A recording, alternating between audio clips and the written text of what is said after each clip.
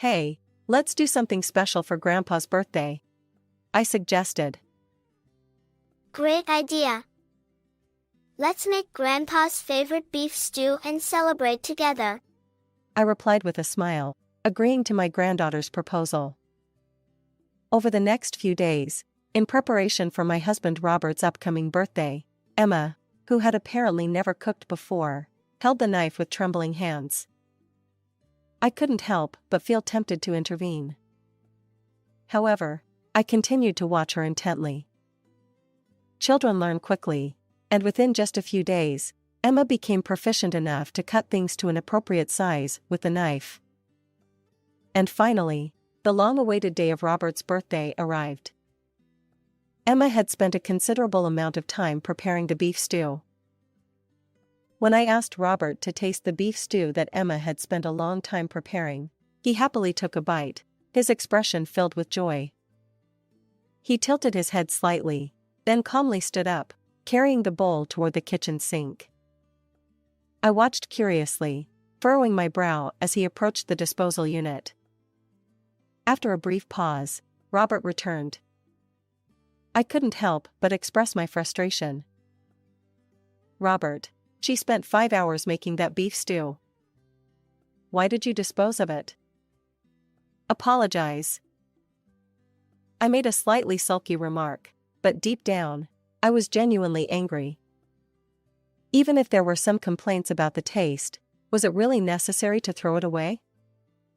A little extra seasoning adjustment could have easily fixed it. Robert looked at me, surprise evident on his face. Did you eat any of this? Huh?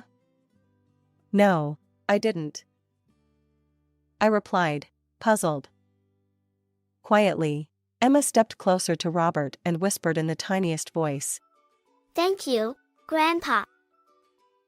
I sat there, genuinely bewildered, as Robert softened his expression, nodding slightly. My name is Nancy, and I'm 54 years old.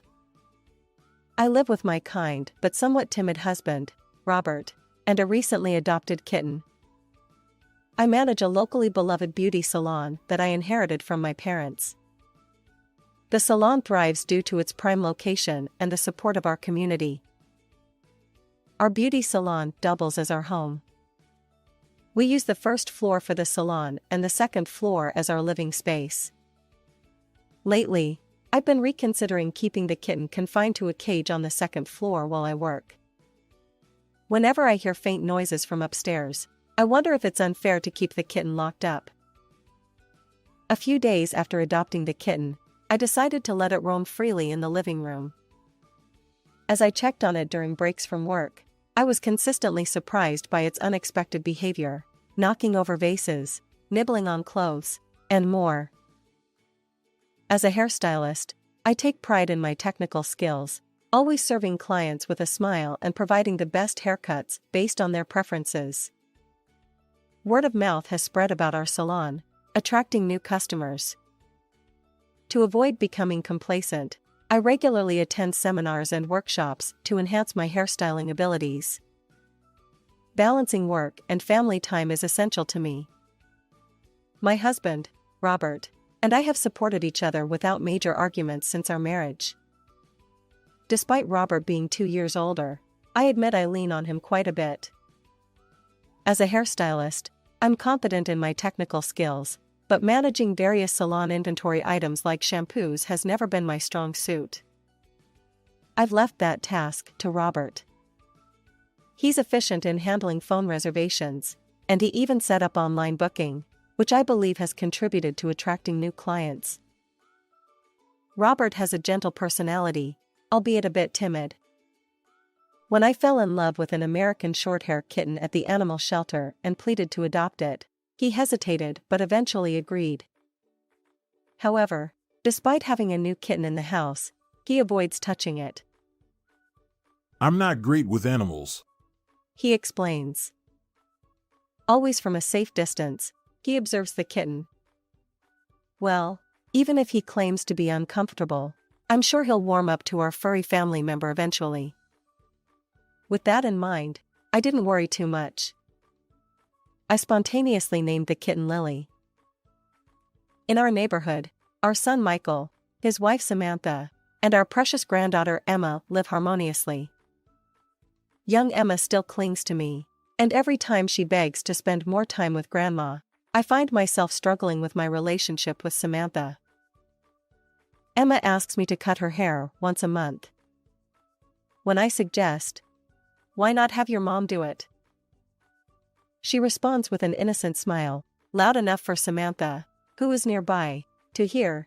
Because Grandma is better at it.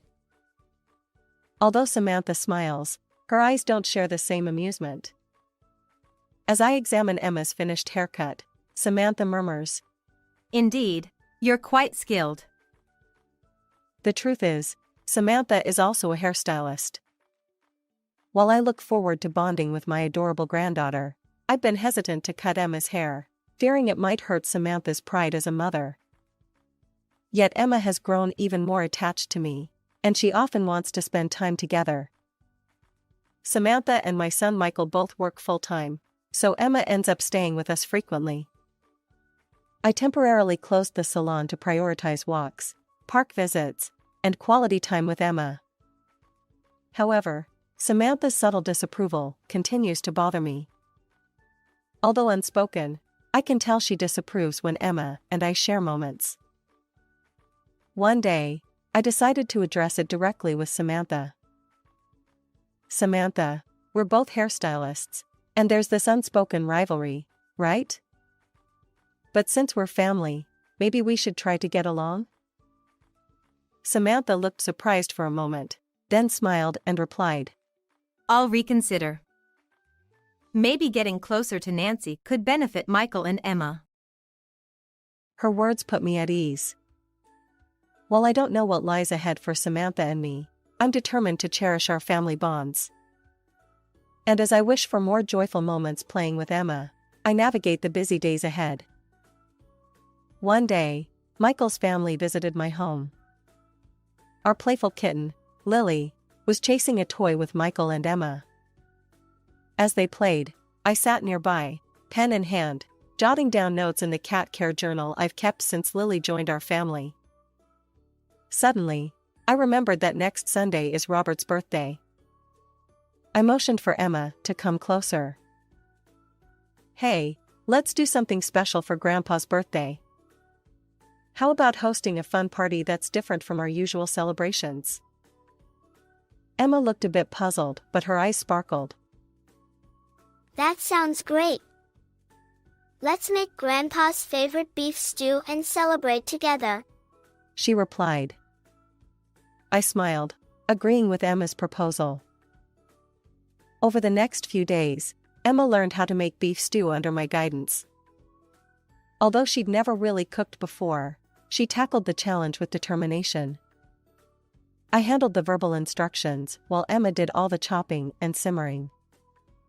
As the days passed, Emma's knife skills improved remarkably.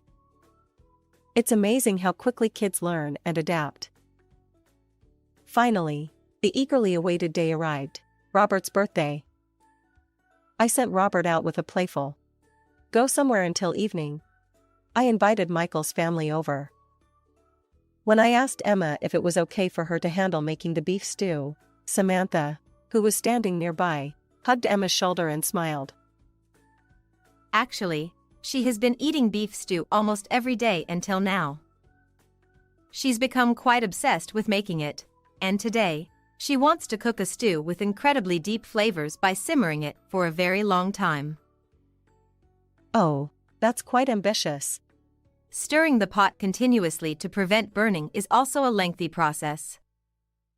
So, I'll be in the kitchen with Emma. Nancy, could you handle the decorations and maybe pick up the cake? I thought it was an excellent idea and nodded appreciatively. As I expressed my gratitude with a smile, I entrusted Emma and Samantha with the beef stew preparation. Meanwhile, I stepped out for the decorations and cake pickup. When I returned, the aroma of the beef stew filled the room. It smelled absolutely delicious. As I headed toward the kitchen, I noticed Emma standing alone, gazing at the beef stew pot. Something seemed off about her expression. Her eyes appeared slightly teary, and she looked nervous. "Emma? What's wrong? Are you okay?" I asked. After hesitating for a moment, Emma finally let the tears spill over. Grandma, I messed up the beef stew. I placed my hand on Emma's shoulder, surprised yet comforting. "It's okay, Emma. Even if the beef stew doesn't turn out perfectly, everyone makes mistakes. What matters is celebrating Grandpa wholeheartedly." Emma's eyes welled up with tears. But Grandma, I'm sorry, but I think the beef stew won't taste good. I want something else today. "What are you saying? It might not be a failure after all. How about this? Let Grandpa taste it, and if he likes it, we'll all enjoy it together. How does that sound?" I suggested. Emma's delicate expression tugged at my heart. But from what I could see, the stew wasn't burnt, and the ingredients were properly cut. Where could it have gone wrong? Well, I was sure Emma would agree once Robert tasted it. As the sky outside turned reddish, Robert arrived home. Simultaneously, Emma and I seated Robert and explained the situation. Well, if I taste it and like it, then we'll all share it. Robert happily took a spoonful of the beef stew. He tilted his head slightly, then calmly stood up, carrying the bowl toward the kitchen sink. I watched curiously, furrowing my brow as he approached the disposal unit. After a brief pause, Robert returned. My expression now a mix of frustration and curiosity. "Robert, Emma spent 5 hours making that beef stew. Why did you dispose of it?" "Apologize." Although my tone sounded a bit sulky, I was genuinely upset. Why would he throw it away when a simple adjustment, adding more seasoning, could have fixed any issues? Robert looked at me, surprise evident on his face. Did you eat any of this? "Huh? No, I didn't," I replied, puzzled. Quietly, Emma stepped closer to Robert and whispered in the tiniest voice. Thank you, Grandpa. I sat there, genuinely bewildered, as Robert softened his expression, nodding slightly. I'm sorry, Nancy, the stew had nuts in it, and I know about your allergy. I didn't want to take any chances. Robert said, his smile gentle. His words left me momentarily stunned. I indeed had a severe nut allergy, especially when it came to food. Emma mentioned that she failed while making the beef stew, but I didn't taste it or adjust it due to my own allergy concerns. Throughout my life, I've been extremely cautious about nuts, avoiding any food that isn't explicitly nut-free. It's become a habit, and regardless of who prepares the food, family or otherwise, I unconsciously pay attention to potential allergens. When Robert and I dine out, he always tastes the food for me. He'll be the first to sample it, if there's any uncertainty about nuts. I had a painful experience once when a restaurant staff provided incorrect information about nuts, so Robert's vigilance has been a relief. My nut allergy is indeed severe.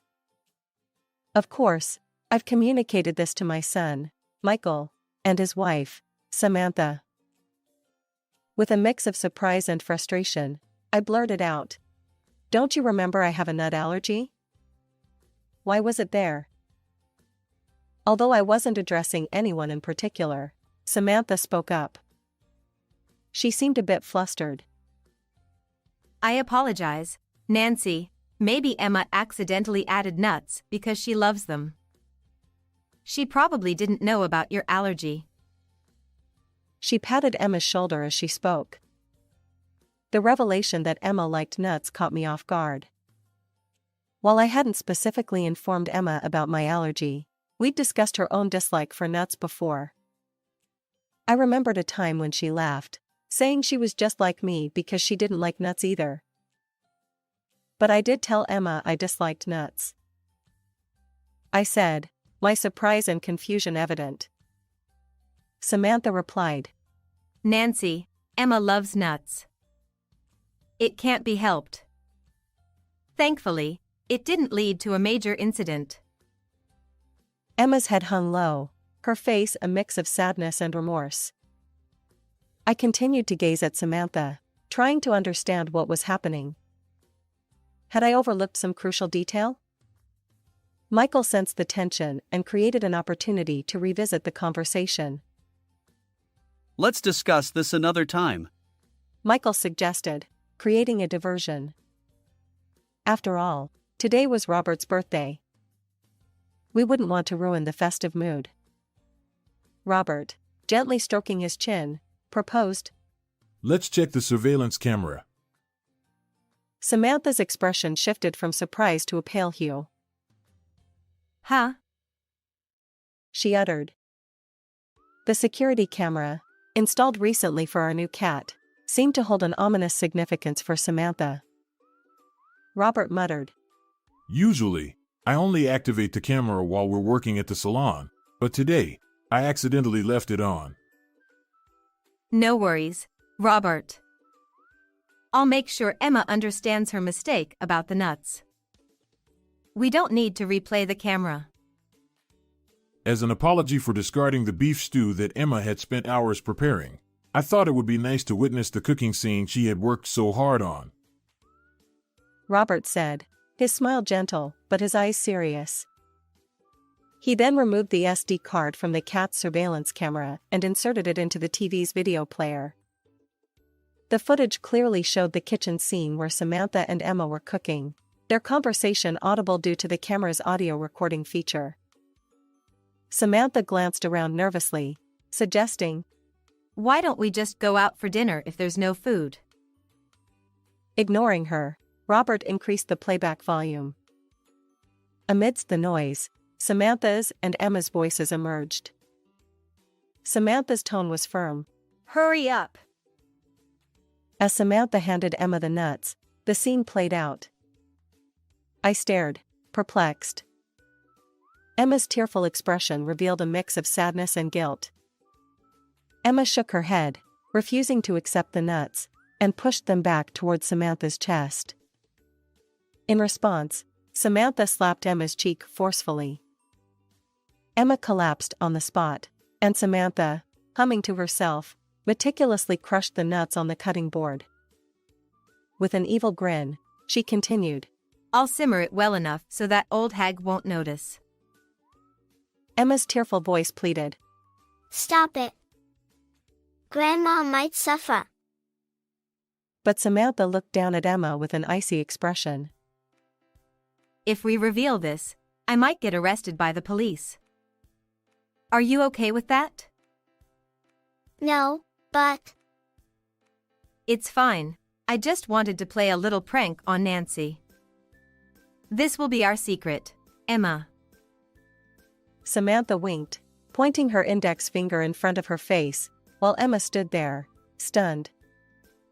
As Samantha dropped the crushed nuts into the beef stew pot, she did this knowing full well that if I were to consume it, I would have a severe allergic reaction. Robert and I were both deeply shocked, staring at the footage.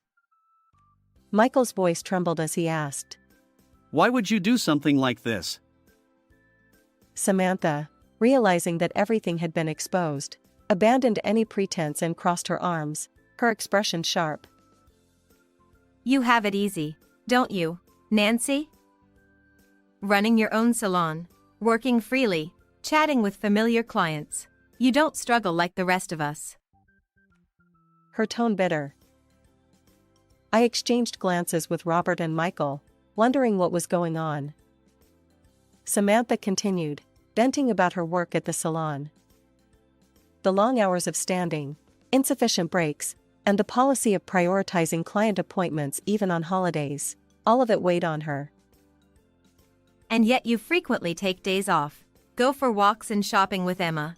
And at first I felt grateful, but gradually I became extremely angry. You deliberately added nuts to the beef stew. You even simmered it long enough to mask the taste. Robert interjected, his usually gentle demeanor now stern. If it were a little nuts, it would cause mild swelling in my mouth or lips if ingested in small amounts. However, a large quantity could trigger an anaphylactic reaction, potentially leading to difficulty breathing. Since childhood, I've been cautious about allergies, and although I've never experienced severe symptoms, I now realize that Robert was even more vigilant about my meals than I was. Why would you do this to Nancy? Not realizing that the beef stew contained nuts and eating it, risking Nancy's safety, and then planning to blame Emma for accidentally adding them. Robert explained politely. Everyone present grasped the malicious intent behind Samantha's actions. I'm sorry, Mom. Michael was the first to apologize deeply. But Robert remained expressionless, calmly pulling out his smartphone. I'll contact the police. As soon as the word police was mentioned, Samantha turned pale, her eyes widening in shock. She seemed to think that adding nuts to the beef stew was a minor matter. Michael tried to grab Robert's phone, but Robert, who usually smiled weakly, now wore an uncharacteristically serious expression, preventing Michael from interfering. This could have led to a serious accident. I believe the police should have a proper conversation about it. After contacting the police, I held Emma tightly for a while.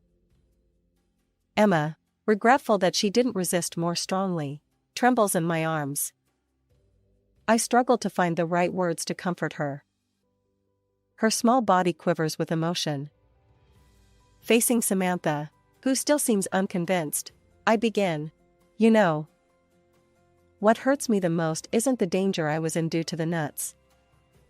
It's that you tried to shift the blame onto young Emma and disrupt our precious family life. Samantha remains silent, staring into the distance. Everything has been laid bare, and her cold eyes fixate on me. Allergies may seem exaggerated to you. After all, nuts sneak into various dishes without notice. But here, where we cook, we must always be mindful of nuts? Exactly, it's not an exaggeration. I've been cautious about what I eat since childhood. How bothersome. It's probably just some minor skin irritation. Samantha scoffs. As Samantha adjusted her lipstick, Lily suddenly appeared from the adjacent room.